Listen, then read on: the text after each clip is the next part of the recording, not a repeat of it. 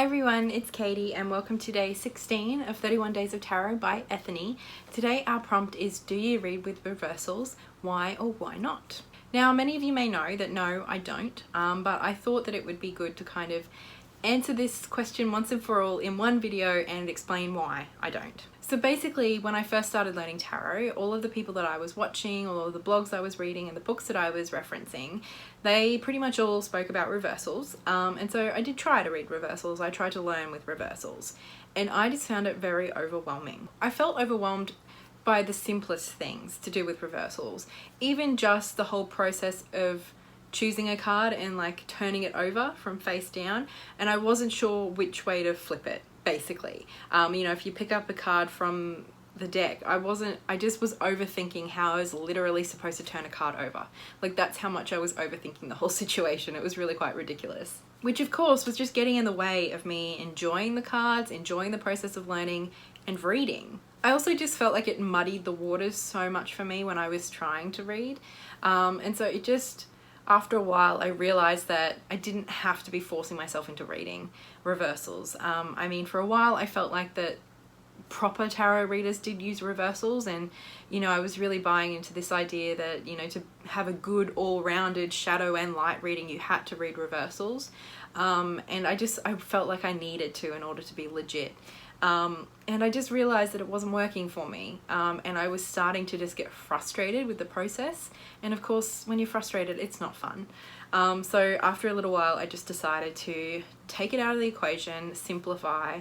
I think simplifying is such an important thing for me, because I am so much in my head and I overcomplicate things and I overthink about things. So just kind of stripping things back and getting to basics is most helpful for me in most situations, and it certainly was with reading the tarot. And so as I've kind of felt more comfortable reading, and I certainly feel very comfortable reading now, every now and then I do kind of think about whether I want to bring reversals in.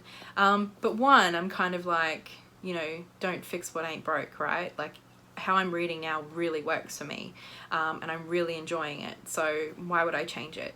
You know, maybe if in the future I'm feeling like something's lacking or whatever, maybe then I can return to the idea of reversals, but for now what I'm doing is working, so why try to change it up? And two, I think the reason I don't need reversals, a big part of that comes down to the fact that, I mean, also just my personality is always thinking about both sides. I'm a Libra, so I'm always thinking about, you know, the two different sides of any coin. But also I think it comes down to the fact that I use spreads all the time. I love spreads. And so the spread position really does kind of often determine, for the most part, whether I'm reading the card in light or shadow, as do the rest of the cards, like the context of a card, in terms of all the other cards around it. You know, all of that stuff really does dictate to me more than anything how I should be reading that card. So I mean, I often am kind of using the reversed meaning, and I sometimes do straight up use the reverse meaning, you know, depending on the position in the spread.